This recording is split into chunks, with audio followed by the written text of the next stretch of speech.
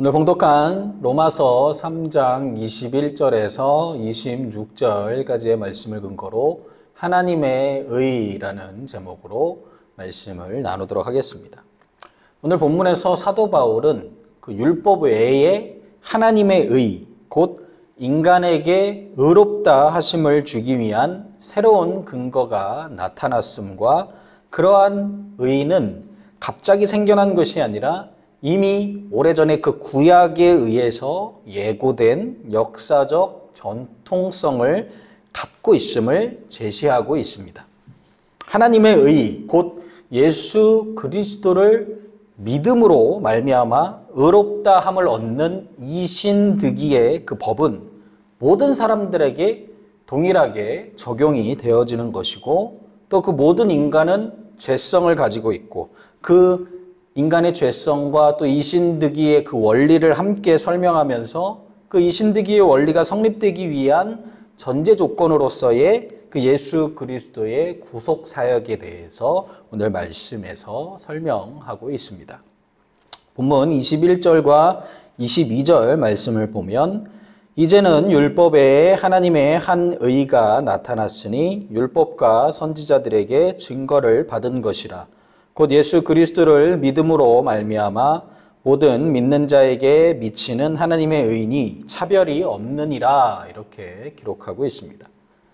사도 바울은 그 율법을 지킴으로 인해서 의롭다 함을 인정받는 그러한 것이 아니라 전혀 다른 길이 나타났다고 오늘 본문에서 말하고 있습니다. 그것을 사도 바울은 하나님의 의라고 표현하고 있습니다.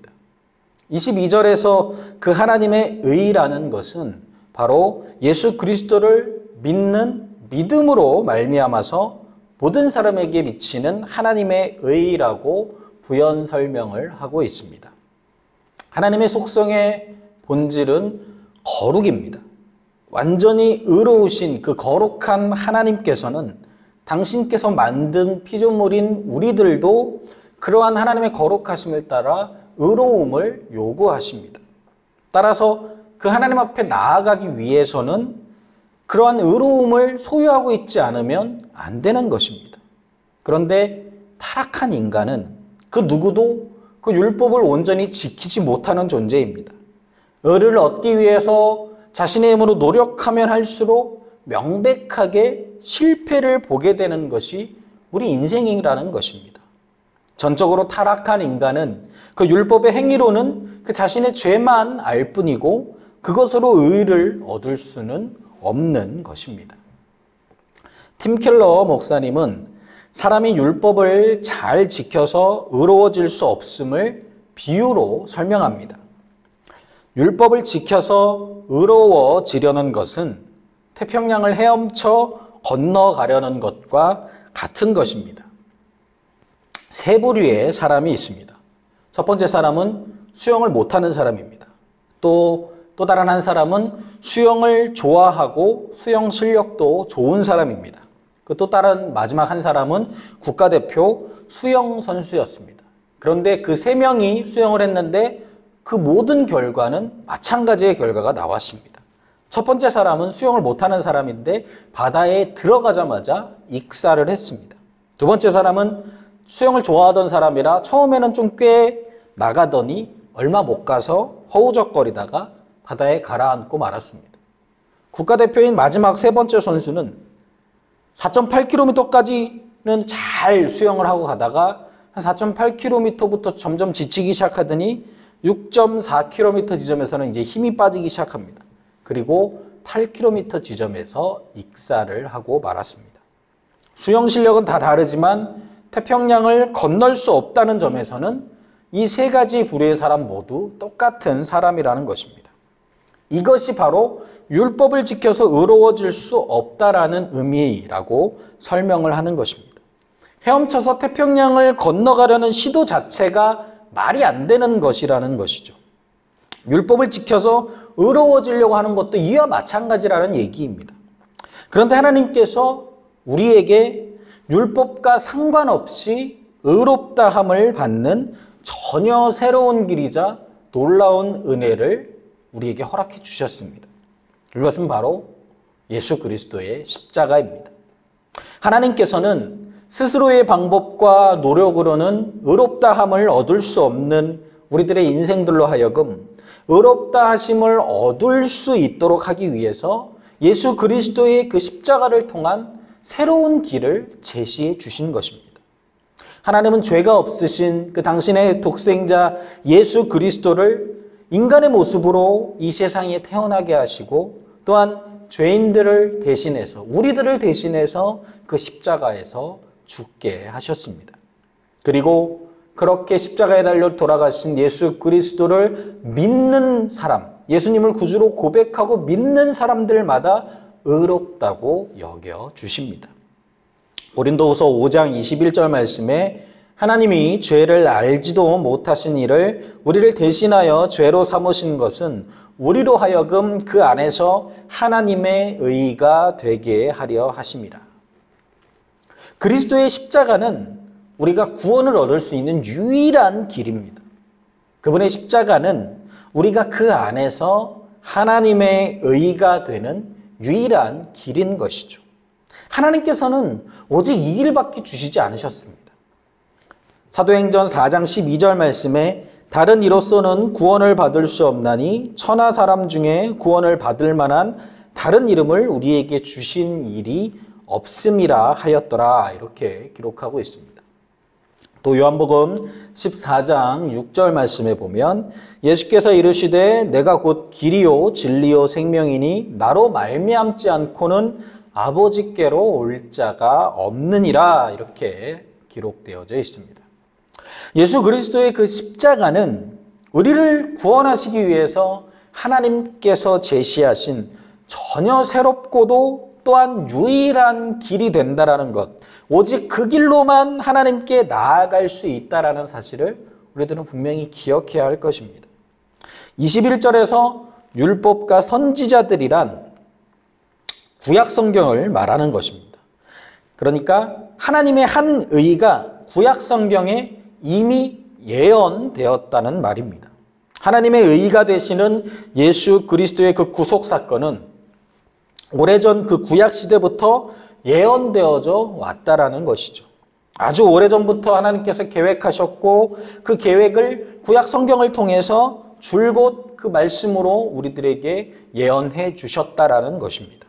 우리 인간을 구원하기 위해서 자신의 독생자를 십자가에 내어주실 계획을 이전부터 세워두셨던 것입니다. 그러므로 우리들은 그 하나님의 신실하심과 예수 그리스도를 통해 구원받는 것이 영원불변한 사실을, 그리고 오직 예수 그리스도를 통해서만 구원을 얻는다는 사실을 분명하게 기억하고 있어야 되는 것입니다. 또 22절에서 미치는으로 번역된 에피라는 단어는 위에라는 그 뜻을 갖고 있는 전치사입니다.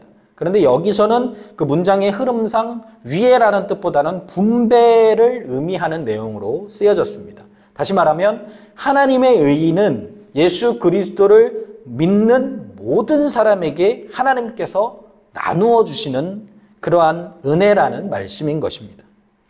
의를 하나님께서 나누어 주신다라는 것은 인간이 스스로의 힘으로는 의롭게 될 가능성이 전혀 없다라는 사실을 의미하는 것입니다.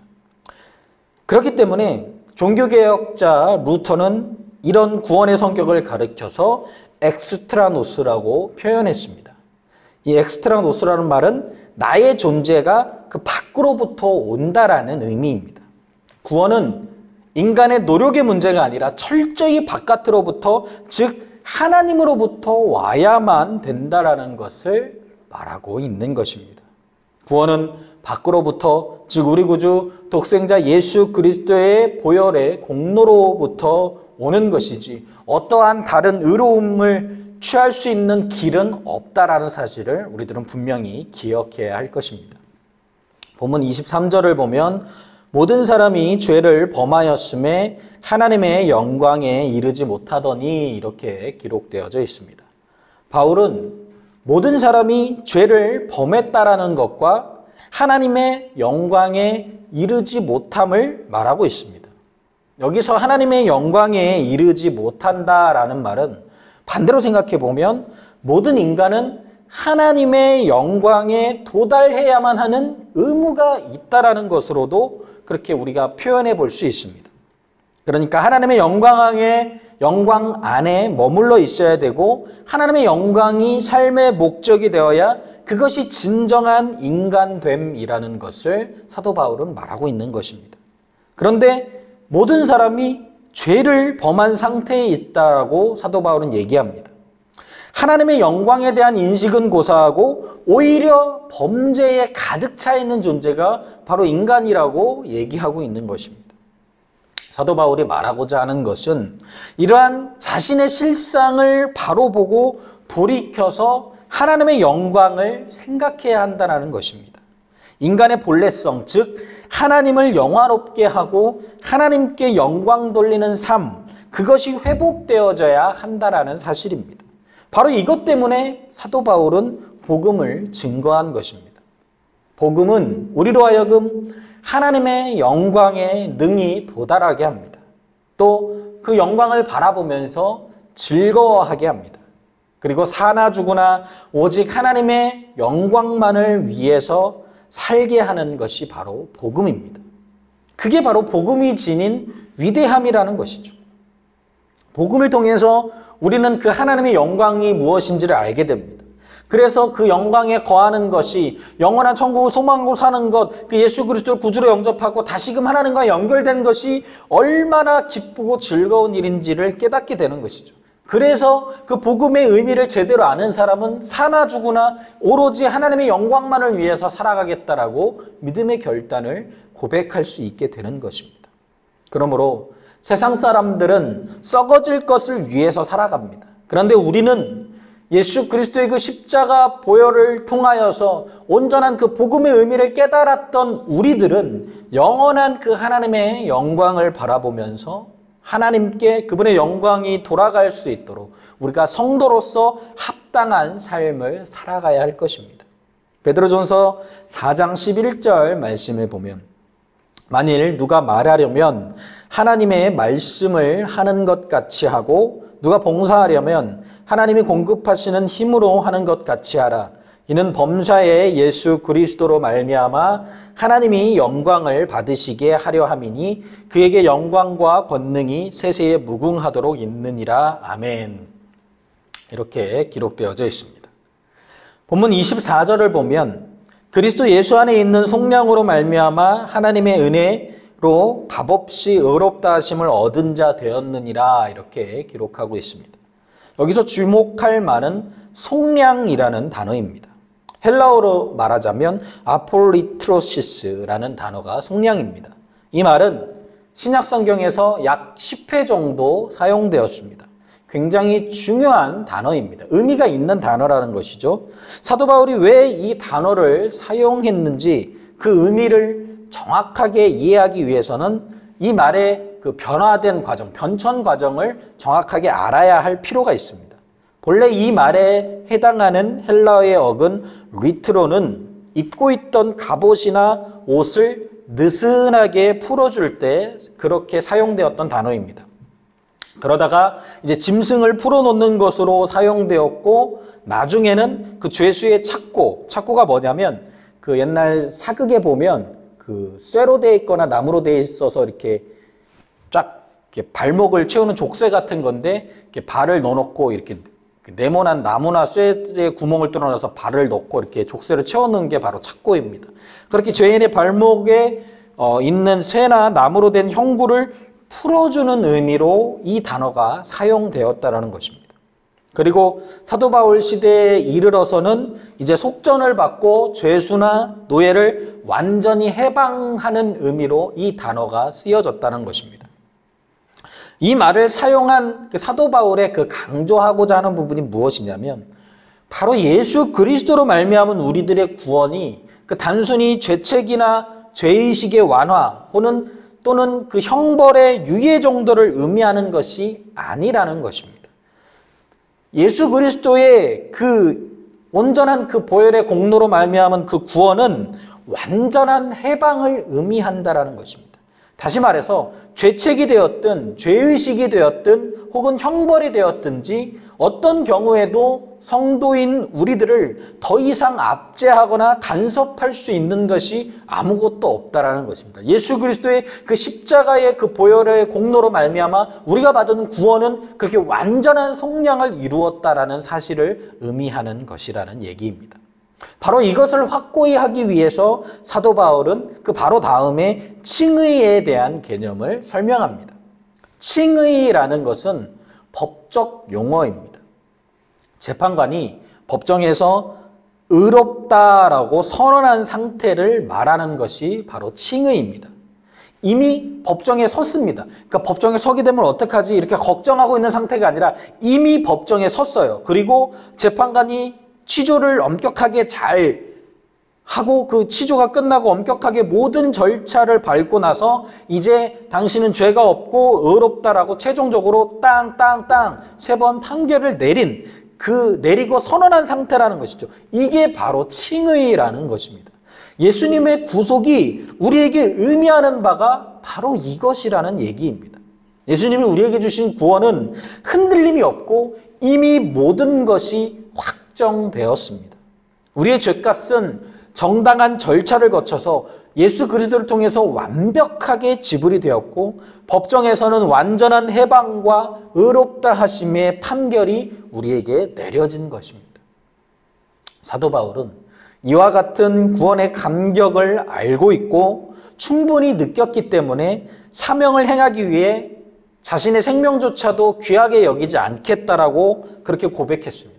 또 살아도 주를 위해 살고 죽어도 주를 위해 죽는다라고 고백을 했던 것입니다. 이 구원의 의미, 이 복음의 의미가 무엇인지를 정확하게 깨달았기 때문에 내가 살아도 주를 위해 살고 죽어도 주를 위해 죽고 내 생명조차 귀한 것으로 여기지 않겠다. 그렇게 하나님 앞에 예수 그리스도의 그 복음 받은 자로서의 그 의미를 정확히 기억하고 깨달은 자로서 그런 믿음의 고백을 했던 것이죠. 우리도 이러한 구원의 의미를 온전히 기억하면서 우리의 매일매일의 삶 속에 진정한 성도의 삶을 살아가도록 노력해야 한다는 것입니다. 그런데 많은 사람들이 예수 그리스도를 통해서 우리의 죄가 죄사함을 받았다라는 사실, 그것을 알면서도 그 주님의 그 십자가 복음의 그 감격을 잊어버리고 사는 때가 너무나 많이 있습니다. 완벽하게 예수 그리스도를 통해서 우리는 구원받은 그 복음을 받고 깨닫고 살아가는 사람들입니다. 그렇다면 그 복음에 합당한 삶, 사도 바울처럼 내가 살아도 주를 위해 살고 죽어도 주를 위해 죽겠습니다. 나의 생명조차도 귀한 것으로 여기지 않겠습니다. 그런 믿음의 고백을 하고 우리도 그 주님을 바라보며 그 주님의 그 복음에 합당한 삶을 살아가야 한다는 것입니다. 세상에 내 만족과 내 유익을 위해 살아가는 것이 아니라 주님의 영광을 위하여 그 하나님의 의롭다 하심을 받은 사람으로서 그 구원의 감격을 누린 사람으로서 오늘도 그렇게 은혜의 삶을 살아가기로 결단하는 저와 여러분들 되시기를 주님의 이름으로 축원드리겠습니다. 로마서 8장 1절 2절 말씀을 보면 그러므로 이제 그리스도 예수 안에 있는 자에게는 결코 정죄함이 없나니 이는 그리스도 예수 안에 있는 생명의 성령의 법이 죄와 사망의 법에서 너를 해방하였습니다. 또 로마서 8장 33절에서 34절 말씀을 보면 누가 능히 하나님께서 택하신 자들을 고발하리요 의롭다 하신 이는 하나님이시니 누가 정죄하리요 죽으실 뿐 아니라 다시 살아나신 이는 그리스도 예수시니 그는 하나님 우편에 계신 자요 우리를 위하여 간구하시는 자신이라 이렇게 기록되어져 있습니다. 또한 에베소서 1장 7절 말씀을 보면 우리는 그리스도 안에서 그의 은혜의 풍성함을 따라 그의 피로 말미암아 속량 곧 죄사함을 받았느니라. 우리들은 예수님을 통해서 우리의 모든 죄가 사함받은, 속량받은, 칭의를 입은 그 은혜를 받은 사람이라는 사실을 늘 기억하는 저와 여러분들 되시기를 주님의 이름으로 축원드리겠습니다. 24절 말씀에서 바울은 우리의 구원은 하나님의 값없이 주시는 은혜로 말미암는 것이라고 얘기하고 있습니다. 우리가 죄의 값을 치르려면 반드시 죽어야 합니다. 그런데 우리는 그 값을 치르지 않고도 이 구원을 얻었다라는 것이죠. 사도 바울이 말하는 것은 이 구원을 가리켜서 하나님의 은혜의 선물이라고 표현하고 있습니다. 에베소서 2장 8절 말씀에 너희는 그 은혜에 의하여 믿음으로 말미암아 구원을 받았으니 이것은 너희에게서 난 것이 아니요 하나님의 선물이라 이렇게 기록되어져 있습니다. 은혜의 선물이라는 것은 받을 자격이 없는 자가 받았다라는 것을 말하는 것입니다. 우리는 구원받을 만한 자격이 없었는데 하나님의 은혜로 값없이 받은 것이라는 얘기를 하고 있는 것입니다. 즉 하나님의 사랑이 지극하기에 우리는 그 은혜로 값없이 구원을 받게 된 것입니다. 하나님을 외면하고 죄된 세상 속에서 방치되어 있던 우리들을 하나님께서는 그 당신의 독생자의 피로 그 값을 대신 지불하시고 다시금 우리를 당신의 자녀로 삼아 주신 것입니다. 우리를 향한 하나님의 사랑은 이토록 정성을 다한 지극한 사랑이라는 것이죠. 그 사랑이 바로 우리를 값없이 거저 구원하신 이유가 되는 것입니다. 여기서 우리가 중요하게 생각해야 될 것은 우리의 구원이 아무런 값없이 거저 받은 것이지만 하나님의 입장에서 볼 때는 우리를 구원하시기 위해서 너무나도 큰 값, 엄청난 값을 치르셨다라는 것입니다. 하나님은 우리를 구원하시기 위해서 자신의 독생자 외아들을 죄의 값으로 지불하셨습니다. 우리야 값없이 구원받았기 때문에 너무나 감사하지만 하나님의 입장에서 볼 때는 우리를 구원하시기 위해서 너무나도 엄청난 값, 어떻게 보면 값으로도 비교할 수 없는 그러한 대가를 치르셨다라는 사실을 우리들은 분명히 기억해야 한다는 것입니다. 그 하나님의 한없는 사랑에, 지극한 사랑에 우리가 할 수 있는 것은 최선을 다해서 하나님 앞에 감사와 찬송과 영광과 존귀를 올려드리는, 하나님을 경배하는, 하나님을 예배하는 삶을 살아가야 한다는 것, 그것만이 우리가 할 수 있는 최선의 그 고백이 될 수 있다는 사실을 기억하게 되시기를 예수님의 이름으로 축원드리겠습니다. 요한복음 3장 16절 말씀에 하나님이 세상을 이처럼 사랑하사 독생자를 주셨으니 이는 그를 믿는 자마다 멸망하지 않고 영생을 얻게 하려 하심이라. 요한일서 4장 9절 말씀에도 하나님의 사랑이 우리에게 이렇게 나타난 바 되었으니 하나님이 자기의 독생자를 세상에 보내심은 그로 말미암아 우리를 살리려 하심이라. 하나님은 우리를 살리기 위해서 독생자를 이 땅에 보내셨습니다. 그 예수 그리스도 독생자 예수님으로 말미암아 우리가 살아난 것입니다. 그 은혜를 꼭 기억하게 되시기를 주님의 이름으로 축원드리겠습니다. 보면 25절을 보면 이 예수를 하나님이 그의 피로써 믿음으로 말미암는 화목제물로 세우셨으니 이는 하나님께서 길이 참으시는 중에 전에 지은 죄를 간과하심으로 자기의 의로우심을 나타내려 하심이니 이렇게 기록하고 있습니다. 화목제물로 세우셨다에서 세우셨다는 말씀은 제시하다, 천명하다, 결정하다라는 뜻으로도 사용할 수 있습니다. 즉 예수님을 화목제물로 공개적으로 천명하셨다라는 말씀이 바로 이 말씀인 것입니다. 이것은 구약시대에도 분명히 제사가 있었지만 구약시대의 제사는 완전하지 못하다라는 것을 강력하게 시사하고 있는 것이라고도 말할 수 있습니다. 그러니까 구약의 제사도 거룩하고 위대한 것이지만 그 한계 역시 뚜렷하다라는 것입니다. 그 구약의 제사는 하나의 그림자에 불과하고 개역 때까지 맡겨주신 것에 불과하다라고 히브리서에 기록되어져 있습니다. 히브리서 10장 1절 말씀에 율법은 장차 올 좋은 일의 그림자일 뿐이요 참 형상이 아니므로 해마다 늘 드리는 같은 제사로는 나아오는 자들을 언제나 온전하게 할 수 없느니라. 또 히브리서 9장 10절 말씀에 이런 것은 먹고 마시는 것과 여러 가지 씻는 것과 함께 육체의 예법일 뿐이며 개역할 때까지 맡겨둔 것이니라. 이처럼 불완전한 구약의 제사임에도 불구하고 하나님은 그 제사를 통해서 당시 죄인들의 그 죄를 길이 참으셨습니다. 25절에서 사도 바울이 말하고자 하는 바가 바로 이것입니다. 그리고 진짜 사도 바울이 말하고 싶은 것은 그 구약의 불완전하고 그림자에 지나지 않는 제사조차도 사람의 죄를 간과하게 만들진데 거룩하신 하나님의 아들로서 죄와 허물이 없는 그 우리 예수님의 보혈을 통한 제사는 어떤 효험이 있겠느냐, 이렇게 얘기하고 있는 것입니다. 구약의 제사보다 절대적으로 우월하신 예수 그리스도의 그 피의 희생이라는 것이죠.